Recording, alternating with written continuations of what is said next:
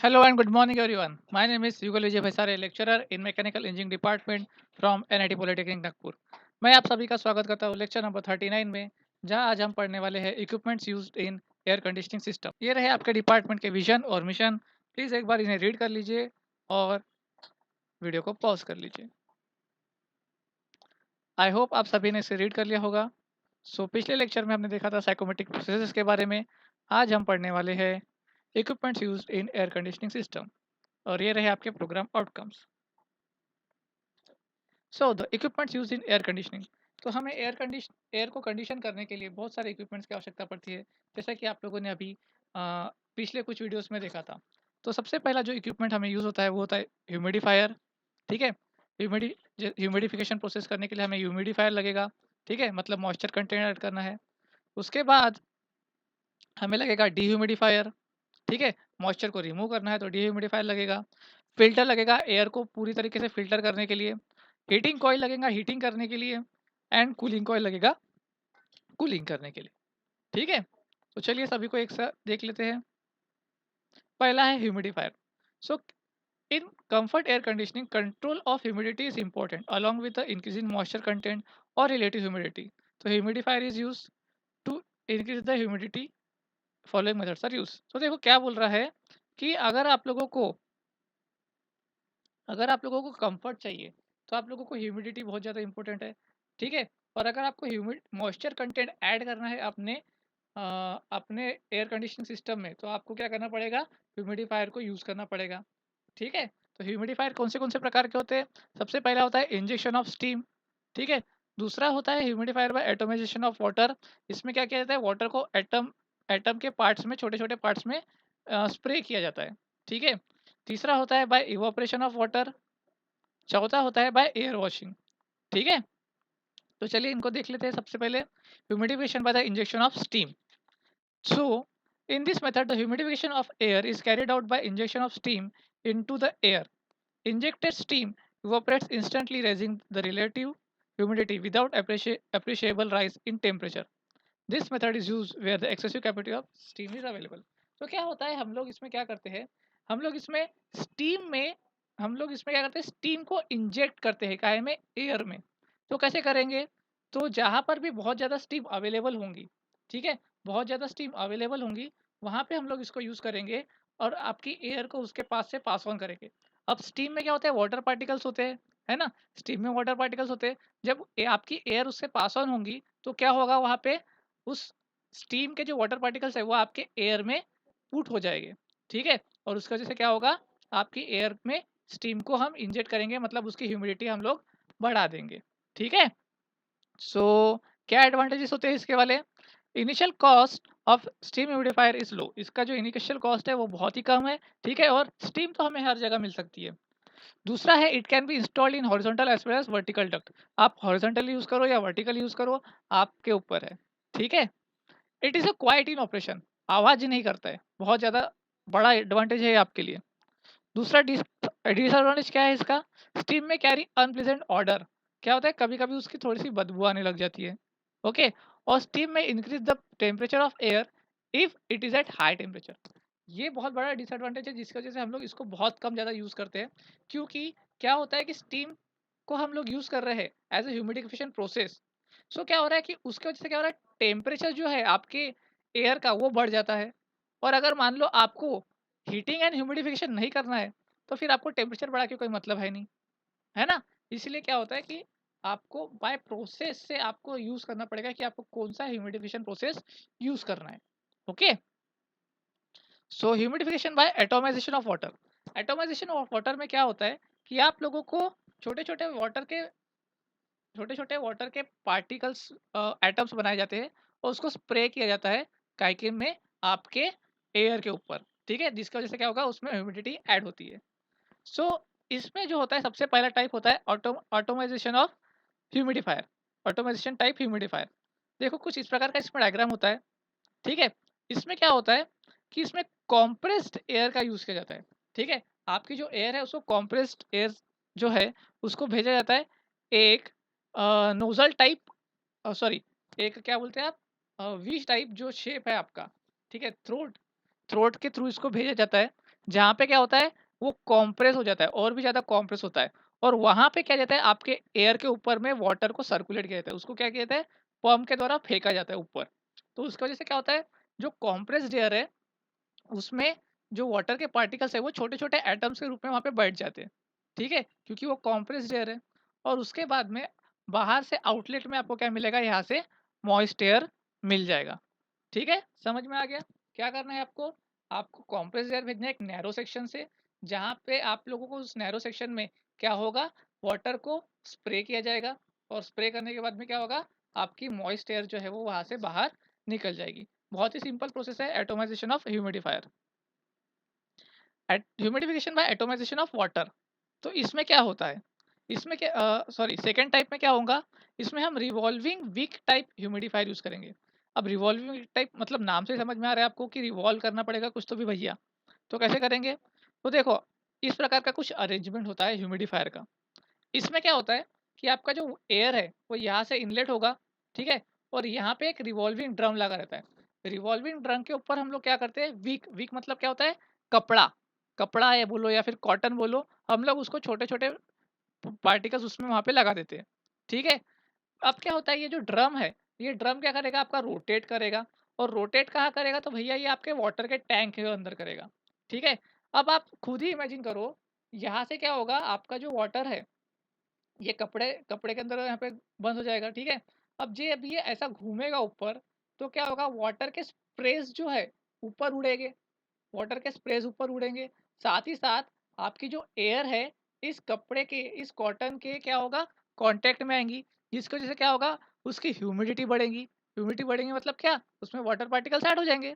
दो तरीके से वाटर पार्टिकल्स इसमें ऐड हो रहे हैं, एक वो स्प्रे भी हो रहा है, दूसरा आपकी एयर जो है ये वीक कॉटन के जो कांटेक्ट में आ रही है, तो उससे भी उसमें ह्यूमिडिटी बढ़ रही है। तो इस ये दो प्रकार से क्या करते हैं हम, revolving wick type humidifier use करते हैं, जिसकी वजह से क्या होती है, इसकी ह्यूमिडिटी बढ़ जाती है, ठीक है। समझ में आ गया? चलिए आगे देखते हैं इसको। By evaporating of water, third type है ह्यूमिडिफिकेशन प्रोसेस करने का, इवोपरेटिंग ऑफ वाटर। इसको भी बहुत ज़्यादा जगह पे यूज़ किया जाता है। अभी देखो इसमें हम क्या करेंगे, एक आप टैंक लेंगे, ठीक है, एक टैंक लेंगे, और उस टैंक के अंदर मैं क्या करूँगा, यहाँ पे हीटिंग कॉइल लगा दूंगा। ये देखो हीटिंग कॉइल है यहाँ पे, उस हीटिंग कॉइल को यहाँ पे लगा दूंगा। अब क्या होगा, हीटिंग कॉइल क्या करेगा, आपके वाटर को हीट करेगा। अब हीट करेगा तो क्या होगा, वहाँ पे स्टीम तैयार होगी, स्टीम तैयार होगी। अब स्टीम में होते हैं वाटर पार्टिकल्स, आप सभी को पता है। तो यहाँ से क्या होगा, एयर जो है यहाँ से फ्लो होगा, और यहाँ से क्या आएगी, आपकी स्टीम आएगी, और स्टीम और एयर दोनों भी एक जगह पे मिल जाएंगे, और जिसकी वजह से क्या होगा, दोनों भी एक दूसरे से वाटर पार्टिकल को एक्सचेंज कर लेंगे, और इसकी वजह से क्या होगा, आपकी जो एयर है वो ह्यूमिड एयर में कन्वर्ट होकर बाहर निकल जाएगी, ठीक है। यहाँ पर जनरली हम लोग शैलो पैन यूज करते हैं।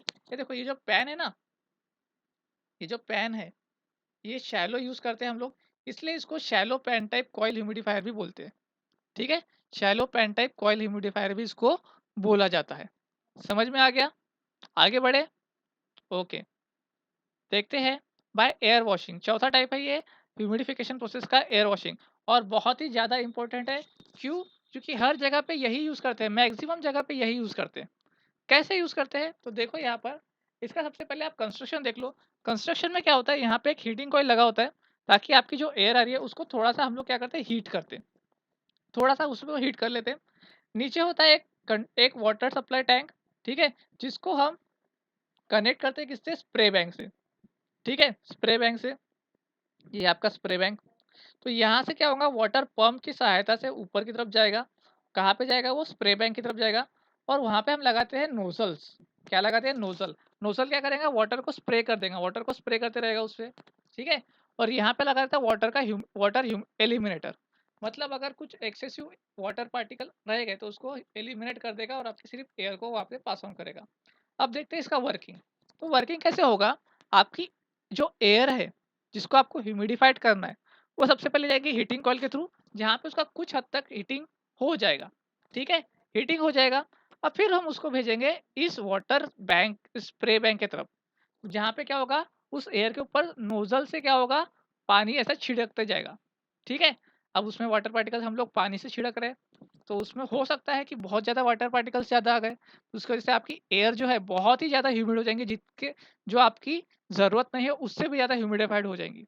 इसलिए क्या किया जाता है, यहाँ पे एक वाटर एलिमिनेटर लगा दिया हम लोगों ने, जहाँ से अगर ज़्यादा वाटर बन गया तो वो एलिमिनेट करके वापस से क्या करेंगे, आपके टैंक में डाल देगा और आपकी जो ह्यूमिड एयर है वो आपको यहाँ पे मिल जाएंगी। समझ में आ गया? बहुत ही सिंपल प्रोसेस है ये वाली, और इसको हम लोग ज़्यादातर यूज़ करते हैं। ठीक है, तो चलिए आगे बढ़ते हैं। डीह्यूमिडिफायर, डीह्यूमिडिफायर का काम क्या होता है कि आपके एयर में से ह्यूमिडिटी मतलब वाटर कंटेंट्स पूरी तरीके से निकाल देना, आपका मॉइस्चर पूरी तरीके से बाहर निकाल देना। तो इसको दो प्रकार से किया जाता है। देखो, to remove the moisture from air dehumidifier is used. Okay, तो डिफरेंट टाइप्स कौन सा है, सबसे पहला है स्प्रे टाइप डीह्यूमिडिफायर और दूसरा है कूलिंग कॉइल टाइप डीह्यूमिडिफायर।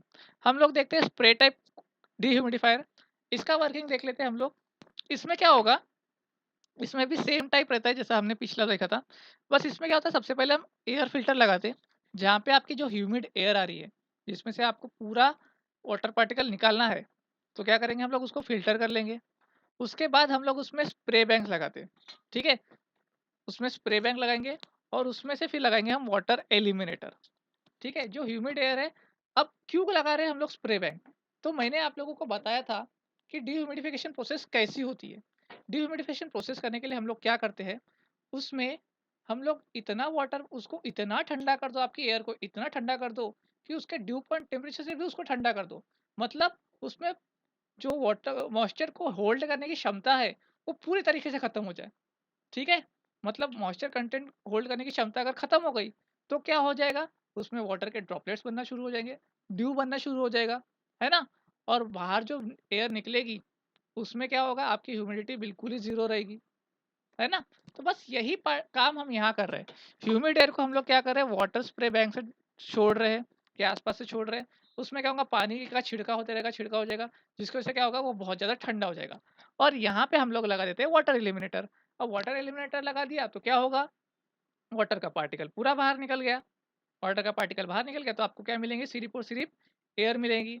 अब हम क्या करेंगे, उसको हीट करेंगे, थोड़ा सा उसमें क्या करेंगे, उसको हीटिंग करेंगे, क्योंकि वो उसका टेम्परेचर जो आपकी ह्यूमिड एयर का वो बहुत ज़्यादा कम हो जाता है, तो हमें उसको थोड़ा सा तो बढ़ाना पड़ेगा, है ना, डिह्यूमिडिफाइड करने के लिए के बाद।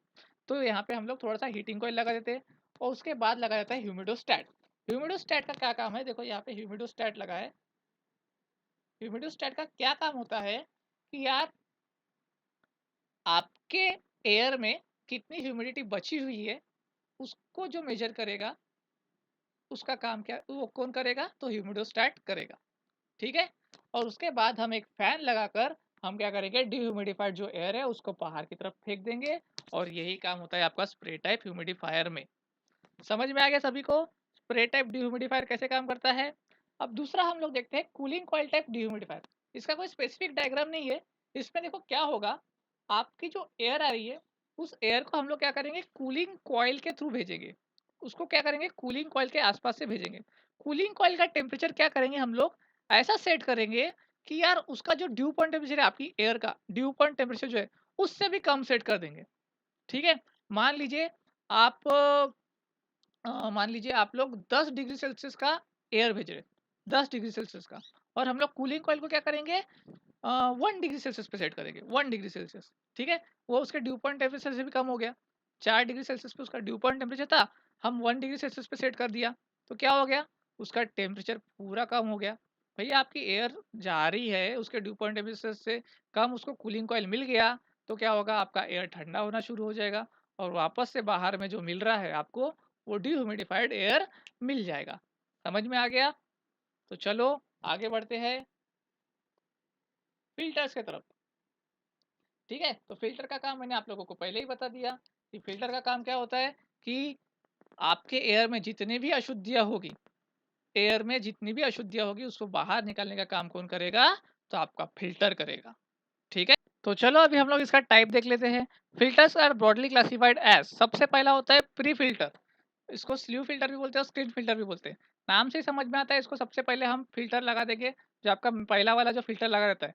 इसमें क्या होगा कि यार जो भी बड़े बड़े जो सामने से जो धूल मिट्टी के कण आते हैं बड़े बड़े, उसको क्या करेगा, ये बाहर निकालने का काम कर देगा। ठीक है, बड़े वाले जो पार्टिकल जैसे धूल हो गया, मिट्टी हो गया, जो अपने को आंखों से भी दिख जाते हैं कि यार भैया इसमें तो गंदगी है ही।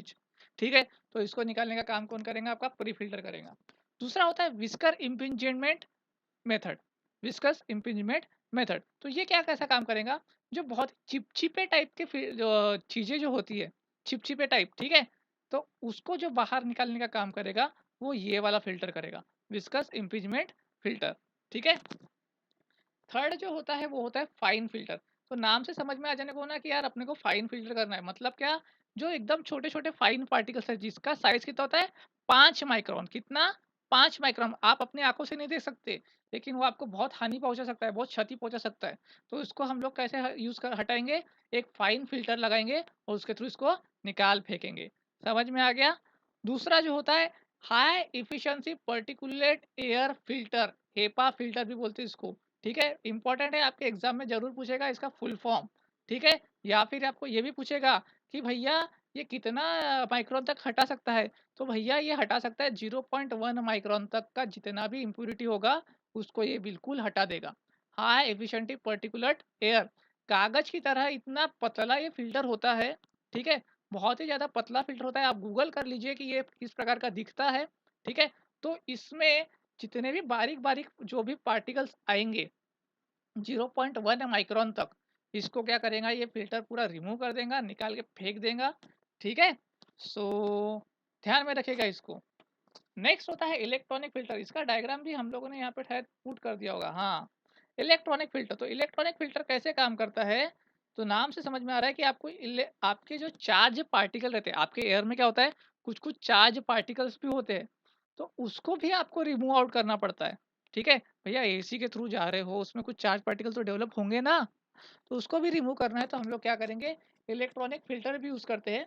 इसमें क्या होता है कि आपको 12 किलो वोल्ट का डीसी सप्लाई हम लोग इसमें सप्लाई करते हैं। ठीक है, 12 किलो वोल्ट का डीसी सप्लाई, जब आपकी एयर इसके थ्रू जाती है तो उसके जो नेगेटिव आयंस रहेंगे वो क्या होगा, उसके जो पॉजिटिव आयंस रहेंगे वो क्या होगा, आपके चार्ज वायर के नेगेटिव आयन से अट्रैक्ट हो जाएंगे। ठीक है, देखो यहाँ पे ये आपका पॉजिटिव आयन है, ये इसके नेगेटिव आयन से क्या हो जाएंगे, अट्रैक्ट हो जाएंगे, और ये यहाँ से रिमूव आउट हो जाएंगे, और आपको क्या मिलेंगी, यहाँ पे एक क्लीन एयर मिल जाएगी। समझ में आ गया, समझ में आ गया फिल्टर के बारे में।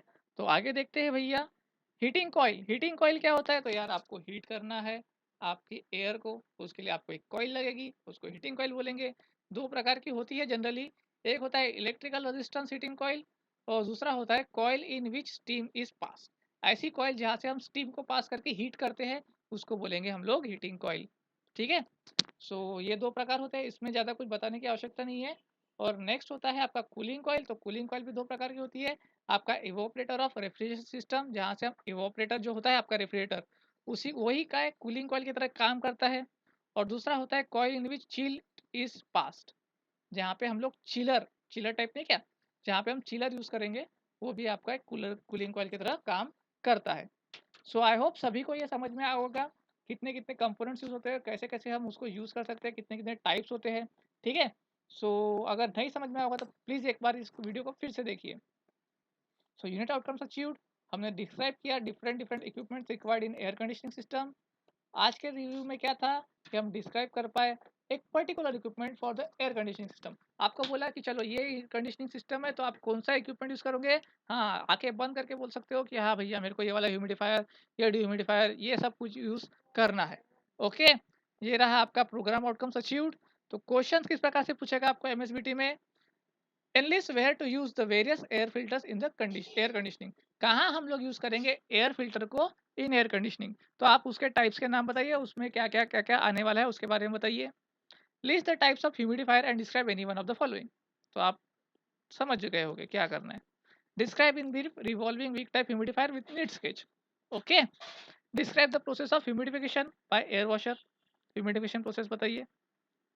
List various types of dehumidifier used in air conditioning system, most commonly use technique in dehumidification, तो डिफरेंट डिफरेंट टाइप्स के डिह्यूमिडिफायर बताइए और कौन सा टेक्निक ज़्यादातर यूज़ होता है तो आप उसको बता दीजिए। ठीक है, तो मैंने आपको बता दिया है। That's all from today's lecture, thank you. मिलते हैं अगले लेक्चर में न्यूमेरिकल्स के साथ ऑन साइकोमेट्रिक प्रोसेसेस। ठीक है? तब तक के लिए keep learning, happy learning, bye bye.